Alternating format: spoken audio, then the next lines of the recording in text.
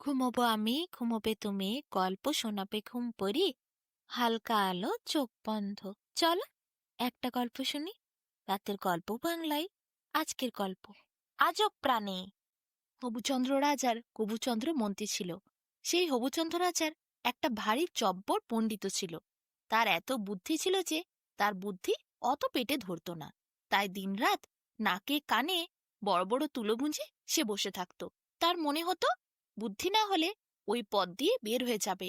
নাকের ফুটো কানের ফুটো দিয়ে বুদ্ধি বের হয়ে গেলে হয়, তাই তো কানে তুলো গুঁজে নাকে তুলো গুঁজে সে সারাদিন বসে থাকত। একদিন হলো কি, হবুচন্দ্রের দেশে জেলেরা একটা পুকুরে জাল ফেলতে গেল। সেই পুকুরে কোথা থেকে একটা শুয়োর এসে ঝাঁঝি পাটার ভেতরে গা ঢাকা দিয়েছিল। জেলেরা জাল ফেলতেই সে গিয়েছে তার মধ্যে আটকে।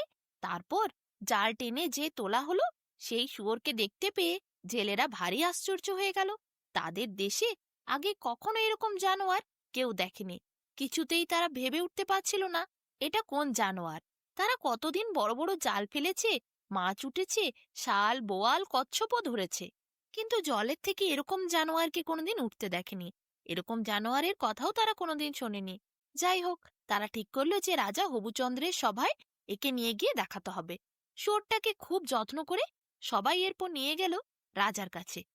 রাজার সভায় যেই শুয়োরকে গিয়ে নামানো হলো, জাল সমেত শুয়োরটিকে দেখে রাজা তো অবাক হয়ে গেলেন। বললেন, এ কি নিয়ে এলে তোমরা সবাই?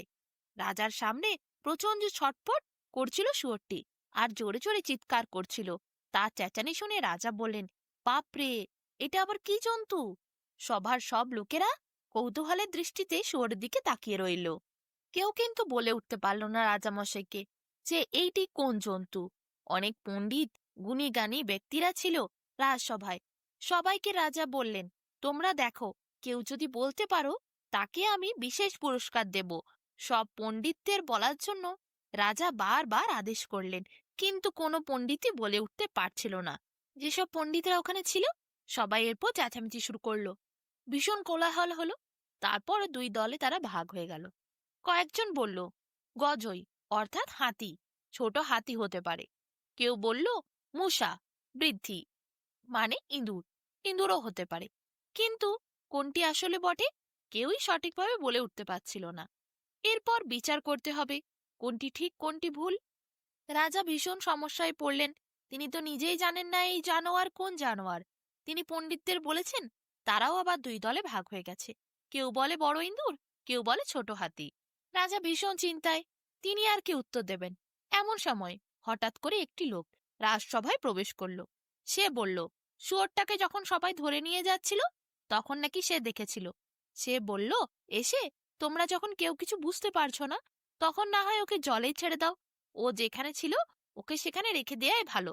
যদি ডুবে যায় তবে জানা যাবে ওটা একটা মাছ ছিল, আর যদি উড়ে যায় তবে জানা যাবে ওটা পানকৌড়ি, আর যদি সাঁতার কেটে ওঠে তাহলে জানতে হবে ওটা কচ্ছপ, না হয় কুমির। তখন লোকেরা খুব খুশি হলো সেই ব্যক্তির কথা শুনে। বলল, ভাগ্যিস আপনি এলেন মশাই, না হলে তো ভীষণ ঝামেলা।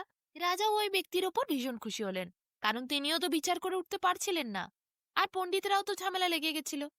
এরপর সবাই ওই লোকটির কথাই মেনে নিল।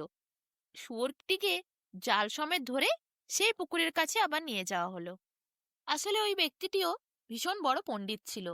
তাই সে মাঝে মধ্যে ওই গ্রামে আসতো তার শ্বশুর বাড়িতে। ওই গ্রামে তার শ্বশুর বাড়ি ছিল।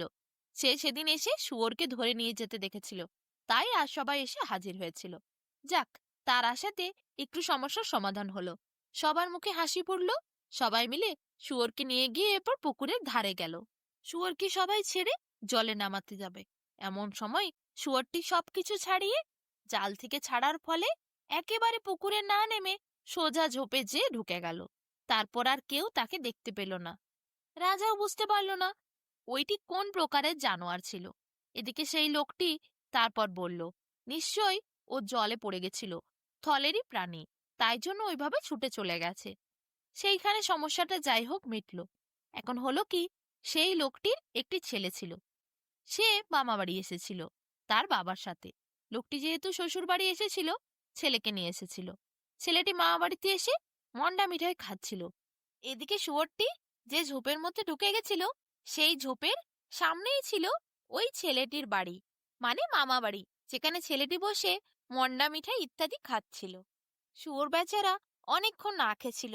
সে আর থাকতে না পেরে ছোট ছেলে দেখে তার দিকে ছুটতে গেল। অমন একটা জন্তুকে সে কোনোদিন দেখেনি।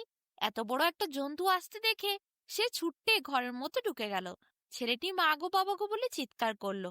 এদিকে পাতের মধ্যে যা মন্ডা মিঠাই ছিল, সব মন্ডা মিঠাই শুয়োর বসে বসে খেয়ে আবার ঝোপের মধ্যে ঢুকে গেল। শুয়োরের মন্ডা মিঠাই খেয়ে এত ভালো লাগলো, সে এরপর ঠিক করলো মাঝে মধ্যেই সে গ্রামের লোকেদের ঘরে ঘরে গিয়ে ঘুরবে।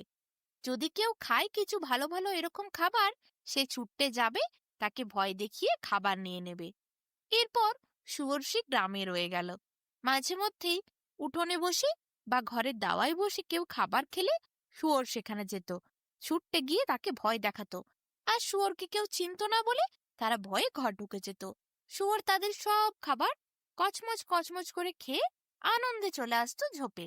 এদিকে ওই অচেনা জন্তুটির এমন দাপট চারিদিকে বাড়লো, ভীষণ লোকেরা চিন্তা করলো। তারা সবাই গেল রাজার কাছে, বলল একটি নতুন জন্তু এসেছে, সেই জন্তুটি আমাদের সব খাবার খেয়ে নিচ্ছে। রাজা প্রহরী পাঠালেন জন্তুকে দেখার জন্য। কিছু প্রহরী অবশ্য দেখতেও পেল শুয়োরটিকে। রাজামশাইকে গিয়ে জানালো, যেই প্রাণীটিকে জলের থেকে তোলা হয়েছিল সেই প্রাণীটি চারিদিকে ঘুরে ঘুরে সবার খাবার খেয়ে নিচ্ছে। এরপর কি রাজামশাই মহা ভাবনায় পড়লেন। এই প্রাণী জলে থাকে না স্থলে থাকে তাও তো কেউ জানে না। স্থলের দিকে ছুটে গেছিল, কিন্তু জলেতেই তো পাওয়া গেছিল। আবার আকাশেও ওড়ে কিনা তাও জানে না। এমন প্রাণী তো কোথাও দেখা হয়নি। দেশ বিদেশের থেকে অনেক গুণী জ্ঞানী পণ্ডিত ব্যক্তিদের ডাকা হলো এই শুয়োরকে চিনতে পারার জন্য।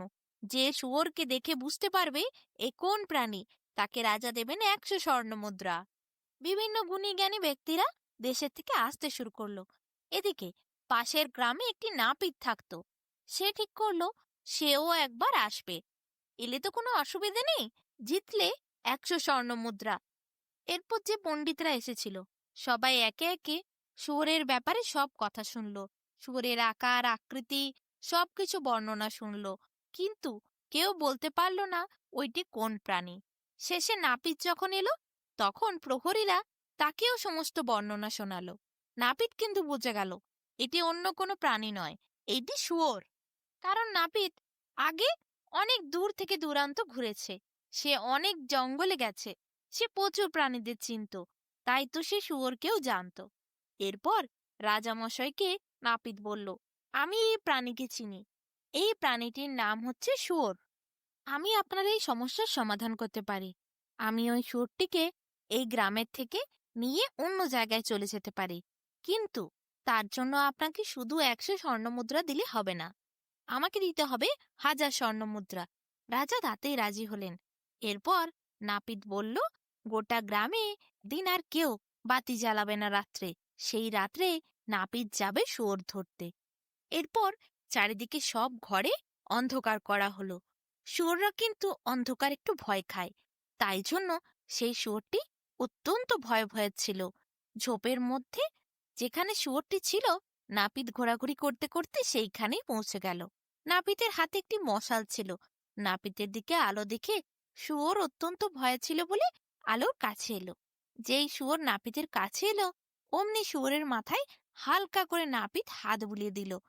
শুয়োর নাপিতকে খুব পছন্দ করলো। এরপর নাপিতের সাথে সাথেই যেতে শুরু করলো। যেদিকে নাপিত ওই মশাল নিয়ে যায়, শুয়োরও সেদিকে যায়। দেখতে দেখতে এরপর নাপিত রাজপ্রাসাদে গেল। মহারাজের সামনে শুয়োরকে নিয়ে গিয়ে দাঁড় করালো। বলল, এই প্রাণীকে শুয়োর বলে, আমি ওকে পেয়েছি। এরপর আপনারা সবাই ঘরে ঘরে বাতি জ্বালান, কোনো সমস্যা নেই। আমি শুয়োরকে নিয়ে অন্য গ্রামে চলে যাচ্ছি। আপনারা তো শুয়োরকে চেনেন না, তাই এই গ্রামে শুয়োর থাকলে সমস্যা হবে। আমি শুয়োরকে অন্য এক জায়গায় রাখবো। আমার এক বন্ধু আছে, সে অনেক জন্তু জানোয়ারদের পালন করে, সেখানে আমি তার হাতে শুয়োরকে দিয়ে দেব।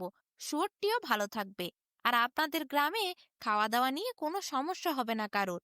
রাজা খুব খুশি হলেন। এরপর নাপিত বলল, 100 নয়, 1000 স্বর্ণমুদ্রা চাই। কি করবে আর রাজা? 1000 স্বর্ণমুদ্রা নাপিতের হাতে দিল। নাপিত শুয়োরকে মন প্রাণ ভরে মন্ডা মিঠাই কিনে খাওয়ালো, তারপর বন্ধুর হাতে দিল। সেখানে সেই বন্ধুর বাড়িতে প্রচুর জন্তু জানোয়ার বন্ধু লালন পালন করত। তাদের সাথে শুয়োর খুশিতে দিন কাটাতে শুরু করলো। আর নাপিত, সে তো হাজার স্বর্ণ মুদ্রা পেয়ে ভীষণ ধনী হয়ে গেল।